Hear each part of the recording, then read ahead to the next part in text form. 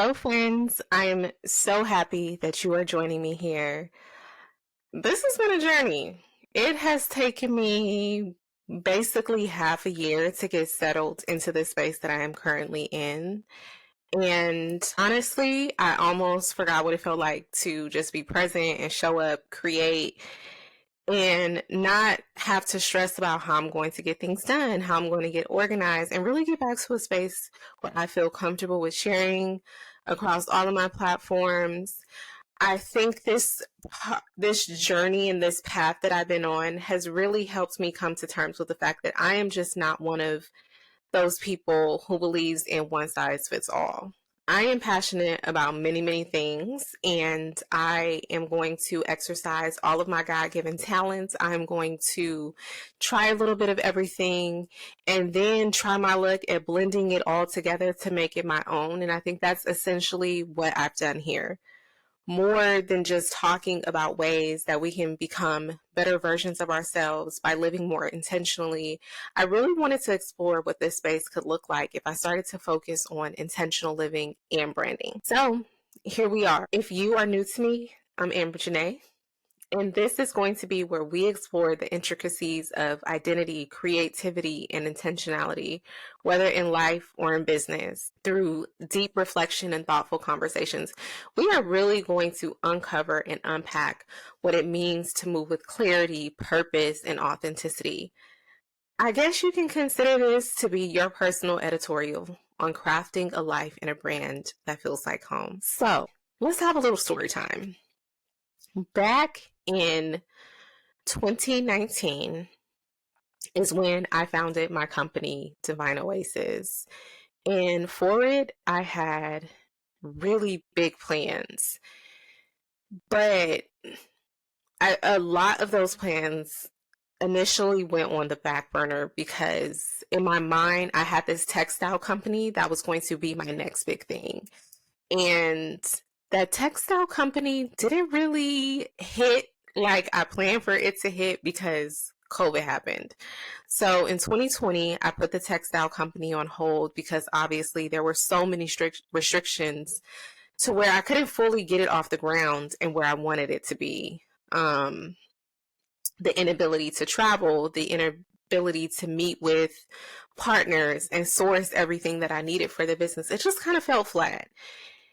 It was in a lot of ways a blessing in disguise because it forced me into a space where I had to put all of my time and attention into Divine Oasis. And I had this big dream of creating a space where people could design their lives and their brands and do so with a sense of purpose, urgency, and authenticity. It was literally my vision to build and curate an online community that blended intentionality and strategy. So as the years had passed and I continued to pour more and more into this vision for Divine Oasis, something happened and it shifted and I didn't even realize the shift.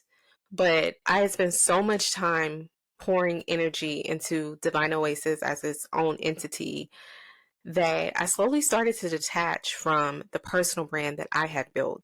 I felt like I didn't invite my audience along on that journey. And I was building, creating, and expanding, but was doing so from behind the scenes so much that there was almost this distance that was created. And a distance with my audience was created, but it wasn't something that was intentional. But later on, I saw that it was necessary and it was very important for me to go through because sometimes when we're so focused on growth, we don't realize the parts of ourselves that we're leaving behind. And I felt like that's what happened for me. I had reached a point where I had felt somewhat disconnected from my audience, the very people who had been there with me from the very beginning and supporting me and carrying me through all of these shifts and changes. My brand wasn't just about services, selling my audience, my community something, or a strategy. It had always been rooted in community, personal wellness, taking care of ourselves, having meaningful conversations, and building connections. That is why, till this day, I have so many women who follow me, and like, in my mind, you're my big sister. In my mind, we're best friends. And that is a testament to what I have built over the years. I think back then, prioritizing one aspect of my work, I had inadvertently let go of the other.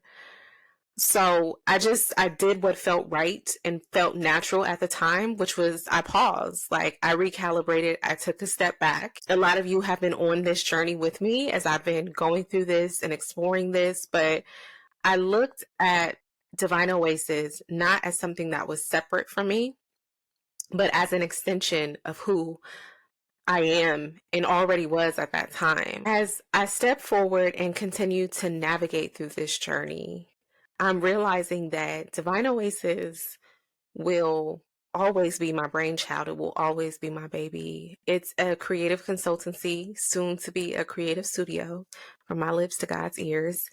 It is a space for brand consulting and intentional lifestyle design.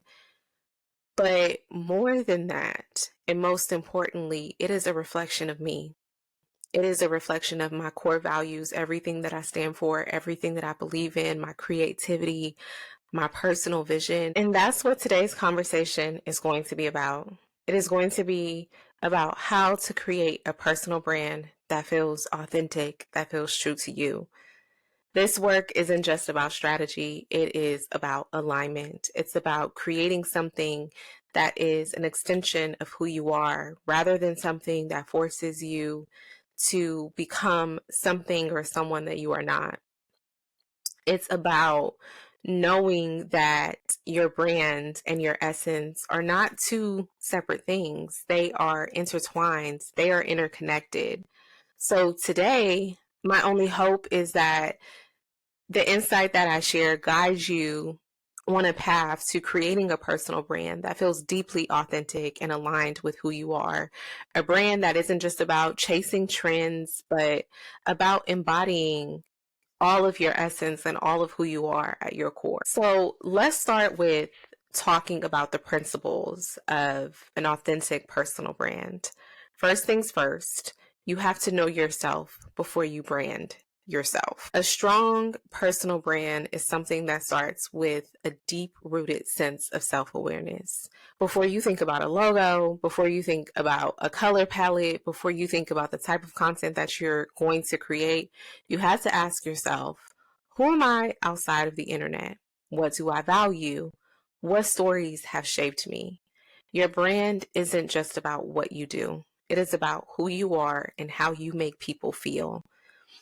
I try my best to always encourage my clients to think about their defining moments, those pivotal experiences that have shaped how they see the world and ultimately how they see themselves. Maybe it was going through a career change, becoming a parent, a personal breakthrough, or even a quiet realization that completely shifted the entire trajectory of their lives. These moments are the blueprint to your brand's essence. For me, my journey of stepping into authenticity as it relates to my personal brand really came from just years of self repression, feeling like I had been spending years repressing parts of myself to fit into a version of success that ultimately wasn't even mine. I started on the journey of connecting with my most authentic self in in my mid to late 20s. And I think by my early 30s, I was knee deep in this journey and feeling like, what is next? Because I was also embarking on a new journey of not just getting to know me and stepping into this new version of myself, but I was becoming a mother for the first time. Motherhood, I felt like, catapulted me into a different era of being more in tune with myself, the things that I love, the things that I stand for. It's almost as if motherhood radicalized me to care less and less about what people thought, and for me to focus more on how I felt. And as long as I felt good about whatever it is that I was doing, as long as I felt right about it, it was okay. I didn't care what other people thought. And I loved getting to that space because once I stopped caring about what people thought, it forced me into a space where I had to stop playing small. Because if I don't care what you think, I don't care how you see me. And if I don't care how you see me, I also don't care if my light and my aura makes you feel uncomfortable. I'm no longer playing small to make you feel comfortable with wherever you are. And it also helped me to get into this space where I stopped identifying with falsehoods. It felt like everything after that point that I had put out, or everything that I had started to build, was very much rooted in my own personal truth. And I think when everything felt right, that's when the rest of everything around me really started to align for me. The second principle is focusing on consistency and not perfection. One of the biggest misconceptions about branding is that you have to be perfectly polished all the time. Before you put something out, everything has to be perfect. And I hate that, because my thought process has always been true branding is never going to be about perfection. It is going to be about consistency and how you show up. It can look one way tomorrow and it can look another way 6 weeks from now. As long as you continue to show up and be consistent, that is all that matters. And if you know me and have been rocking with me and my content for a really, really long time, you know that I am not about perfection when it comes to my brand and my online presence. That is the least of my worries. I will start something, and if at any point I start to feel like it no longer serves me or it doesn't align with me, I will let it go. I am an ever evolving human being, and as I evolve, the things that I start are going to be things that I eventually stop because they no longer align with who I am. I have never been afraid to show up as imperfect when it comes to what I'm building and whatever it is that I'm putting out into the world, because this journey is very personal. This journey is about me, and I am not about proving anything to anybody else. There have been times when people are like, oh, you used to do this, now you do that. This looks different. I don't care. I don't care. This journey is personal. It is for me. I want you to think about those people whose work that you admire. Think about what draws you to them, what draws you to their work, what makes you want to consistently continue to experience them. It's not that they never make mistakes, it's that they just show up in a way that feels intentional and true to who they are. Their voice, their energy, their message, it just all feels aligned. And dare I say this, and please don't cancel me for saying this, but this is why up until recently, a lot of us continue to support and gravitate toward Ye, because we admire his work. There was something about his essence and his aura that drew us to him up until a certain point where he started to drive off the rails, and many of us couldn't support him anymore. But he's always been very intentional and true to who he is, even if who he is somebody that none of us identify with or align with anymore. But all that to say, your audience is never looking for a flawless version of you. They're looking for a version of you that feels real, a version of you that is reliable, a version of you that is relatable and resonates with them. Whether you're sharing your expertise, your thoughts, or your everyday life, the goal isn't to curate an image. The goal isn't to be who you think people want you to be. It's to create a presence that feels unmistakably yours. The third principle is practicing sharing from a place of truth. And it's just about being truthful online in everything that you do and everything that you produce. I think social media has created a habit. I think when people talk about the highlight reel, I think what they really want to say is it's detectable when someone is being fake. It's detectable when someone is not being their real selves.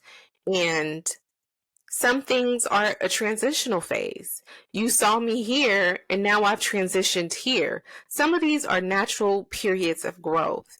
But then I think that there has become this habit of like, this is how I want you to see me, so this is how I'm going to show up. And you cannot tell me that this is not me. But I'm going to force this version of myself on my audience and on the world because this is how I want to show up, because this is what I know is going to gain me likes. It's going to gain me a following. It doesn't necessarily reflect who I am, but it's a version of me that reflects what I want to attract or that what I'm hoping to attract. And that's not always the best way to go, because what's not rooted in honesty does not have a solid foundation, and what does not have a solid foundation eventually crumbles. There is a certain magnetism in honesty. People feel it when you speak and show up from a place of truth and share stories and experiences that genuinely reflect your real life and your personal perspective. And I say real life in all caps. The key isn't to be or become a fabricated version of yourself. I also want you to keep in mind that showing up online or just showing up in general and being the most authentic version of yourself doesn't mean oversharing. It just means being intentional with what you share. The next time you go to create something, the next time you go to pick up that camera or that phone, whatever it is, you open that laptop, ask yourself, am I sharing this because it adds value to the world? Or am I sharing this because I feel pressure to create? I feel pressure to be seen. I feel pressure to garner likes. The more you align your brand with what truly matters to you, the more natural it feels for you to show up. I say this a lot, and I will probably continue to say this until I'm blue in the face. Don't ever be afraid to evolve. Your authenticity, how you show up, your personal brand isn't this fixed point. It's something that evolves and continues to deepen as you grow. Let your brand reflect that evolution. Lastly, let's talk about finding your unique expression, because branding isn't just about what you say. It is about how you say it. It is the way you write, the visuals you choose, your tone of messaging. All of it contributes to how people experience you and your brand. Your style should feel like a complete extension of you, not something that you are forcing, not something that you have to fabricate or pull out of a hat, not something that you've seen other people do and you've seen it work for them and now you want to replicate it. If you love minimalism, let that show up in your aesthetic, but let it be yours. If you have a signature way of speaking or doing certain things, let that flow into your content, but let it be yours. People remember brands that feel distinctive. And that distinctiveness comes from embracing what feels most natural to you. Ask yourself, what is it that makes people remember me? What are the little details that make my presence feel different from everyone else?